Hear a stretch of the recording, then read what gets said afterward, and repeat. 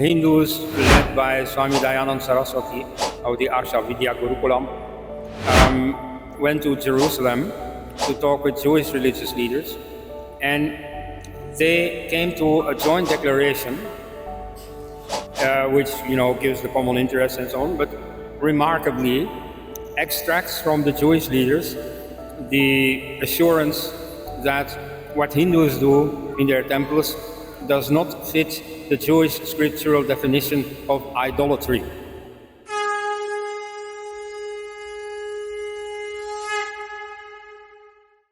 Good afternoon. I'm Vikram Dongre from the Infinity Ground of Sanatan Rashtriya Shankhanad Mahotsav here in Ponda, Goa.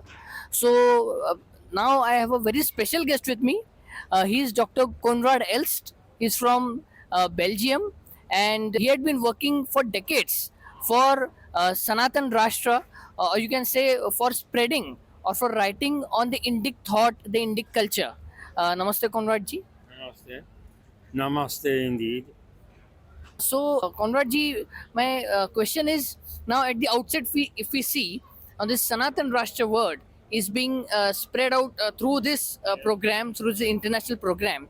So, how do you see it from the point of view that Sanatan Rashtra is imperative for Hindus or for uplifting the Hindu plight as such in India or across the world?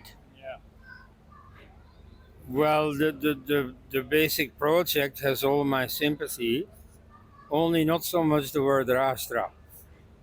You see, exactly 100 years ago, this idea of Hindu nationalism caught on.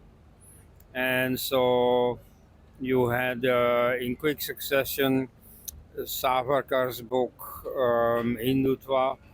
You had the foundation of the Hindu Mahasabha, the foundation of the Rashtriya Swayamsevak Sangha. And so they were all strongly influenced by the international zeitgeist, namely after World War One, there was a strong nationalist feeling, which coincided in the case of India with the freedom movement, which was a different kind of nationalism. And so in India, also the word nationalism uh, acquired a rather sympathetic connotation because it was the freedom movement. Who can be against freedom? Whereas in the battlefields of World War One, you get a different face of nationalism. And so it is that one that has won through in the sense that internationally the word nationalism does not have positive connotations. So anyway, it won through, and so after 1945, when the word nationalism went out of favor, Indians didn't notice, and so they kept calling themselves nationalists. And so this is a late effect of it. To talk about Rashtra, meaning the kingdom.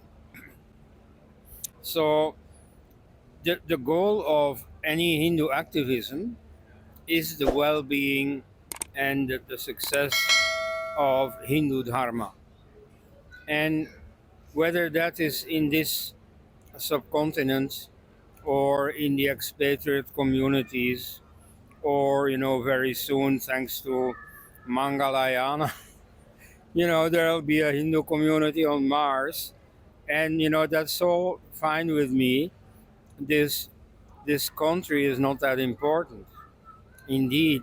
And then people may say, "Oh yeah, but you are a foreigner, you don't understand." Well, I am quoting Dr. Pukraj Sharma, who was a yoga teacher while he was a physicist, but he became a yoga teacher.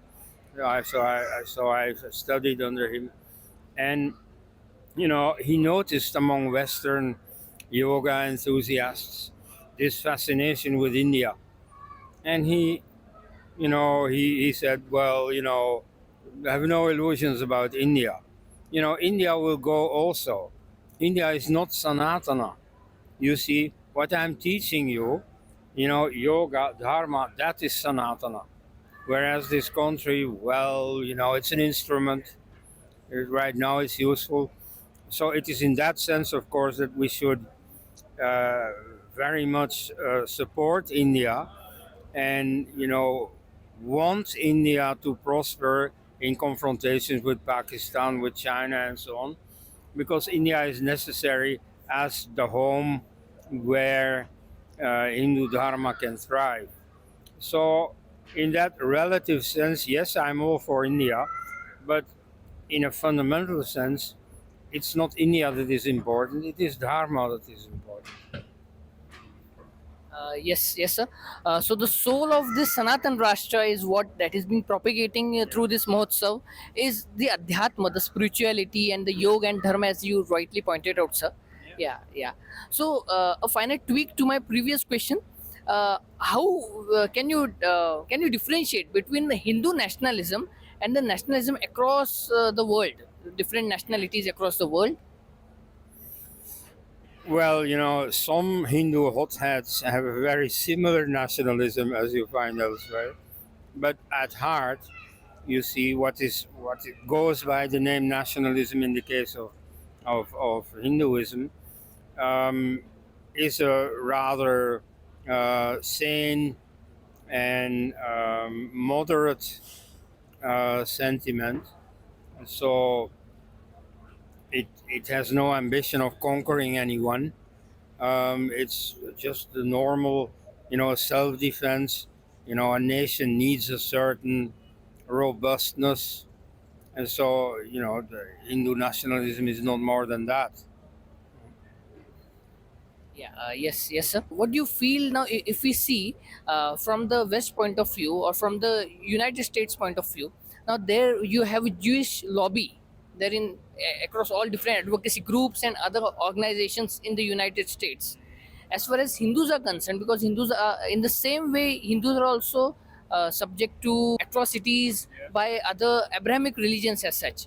So, what should Hindus do to get away with all these hopeless things that are happening in the West, in the United States, and in Europe, so that they become one and they are seen as kind of proud people across the world, just kind of the Jews there. Yes. Well, first a little anecdote. In 1993, I was in Washington D.C.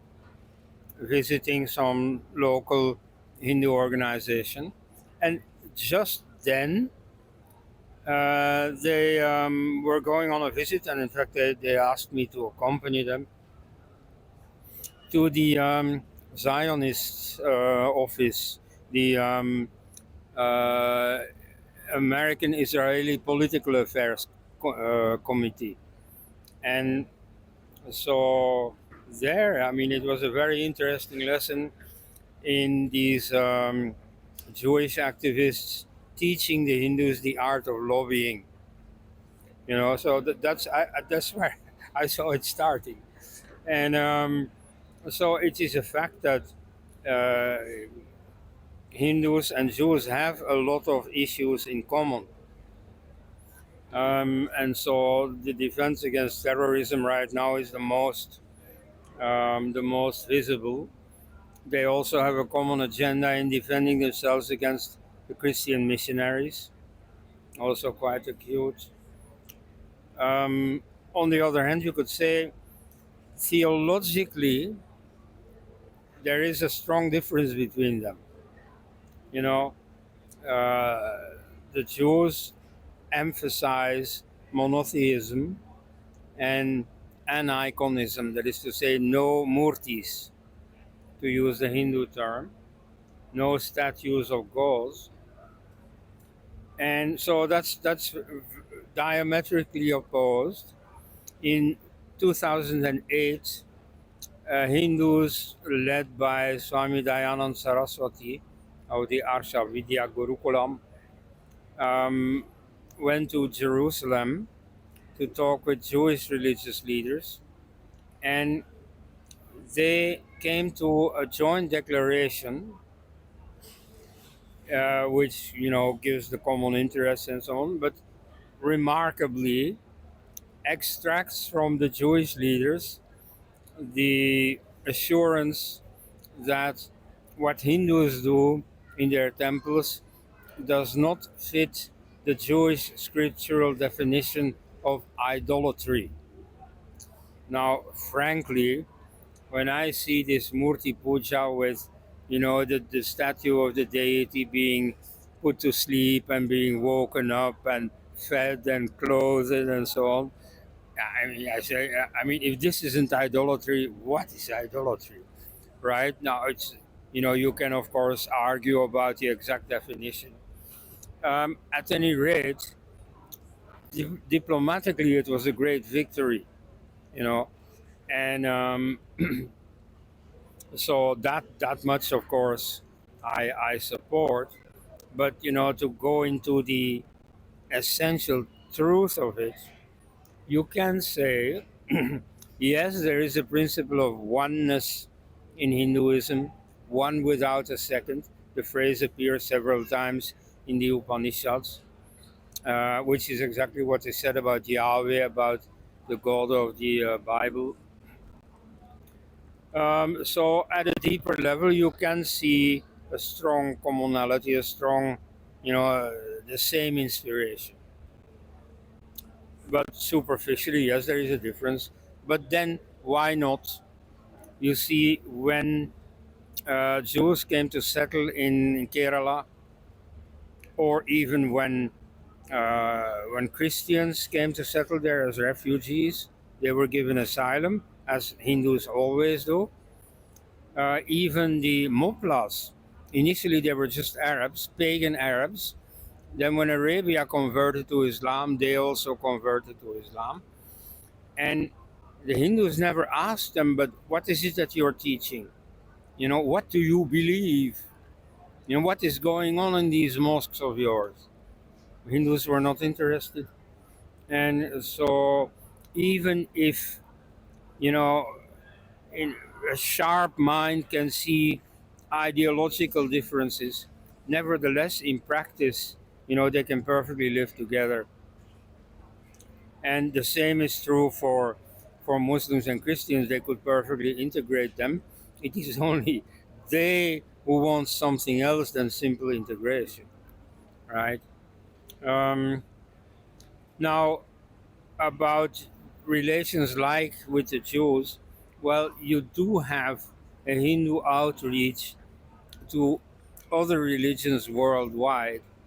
You see, there I've several times attended the triannual conference of the elders of all religions. That's a worldwide pagan association. The initiative was taken by Yashwant Pathak, who is a Hindu teaching in America.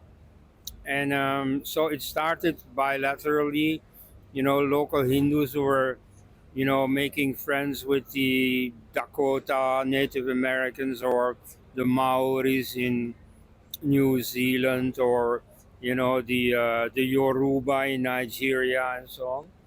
And then they put it all together and they made this a worldwide thing. And so since I think 2003, every 3 years, they have a worldwide conference taking place in an Indian city. And it was also desired by all the others that it should be in India. Right. So I don't see anything spectacular happening there.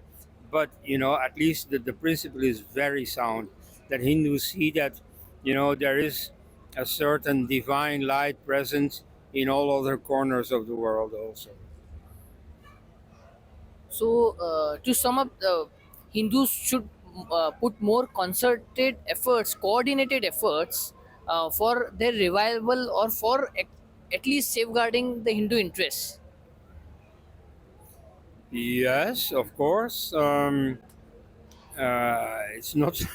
I don't think here in terms of international expansion and so on. No, no. Let's first safeguard Hindu Dharma in India. Now here there are a few things to do. Um, at the legal level, few people know that the constitution contains discriminations against Hinduism. You know, many people don't want to believe it. So I have to get strong stuff for a comparison. Apartheid South Africa. You see, there the law was against the majority, which were the blacks. And so this is the case in India too, but less, of course.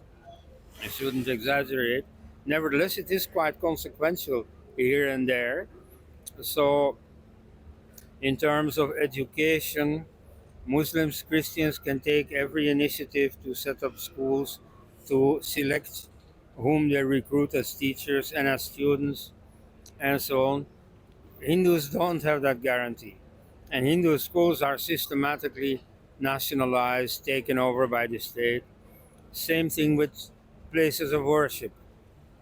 You see, churches, mosques are autonomous, the state does not meddle. And in the case of Hindu temples, many temples are taken over by the state. So, you see, these are things in the constitution that have to be changed. And in fact, they're easy to do. From BJP circles, I hear that, yeah, we haven't been able to do anything about this in 11 years because we need time and, this is too dangerous and people will react and so on. Well, no, this is not dangerous. Um, what you want simply is equality. The rights that the others have, make sure that the Hindus also have them. And then, of course, you have to do your own work. Then organizing Hinduism, Hindu society, Hindu religion, that you have to do yourself. The state can't do that for you. But so at least the state should guarantee a level playing field. That's not there at the moment. And I imagine that very few people in the opposition are going to oppose that. Nobody's going to say, I don't want equality, you know. Moreover, many of their voters of Congress, at least, are Hindus too. So, they can like slight them, but they can't provoke them too explicitly. So, no, I think that these things are easy to do. You don't take anything away from the minorities, you don't discriminate the minorities. So, it's very easy to do, yet it is very consequential. Yeah, thanks, Dr. LG. From the perspective of the deepest sense of Hindu Dharma, it remains untouched. But from the superficial point of view, we can see that there are many attacks that have been happening on the Hindus in India, be it at a constitutional level or on a social level. For that, Hindus should get united and build a strong ecosystem. I am Vikram Dongre from the Infinity Ground, Sanatan Prabhat, Sanatan Rashtra Shankhanad Mahotsav. Thank you. Namaste.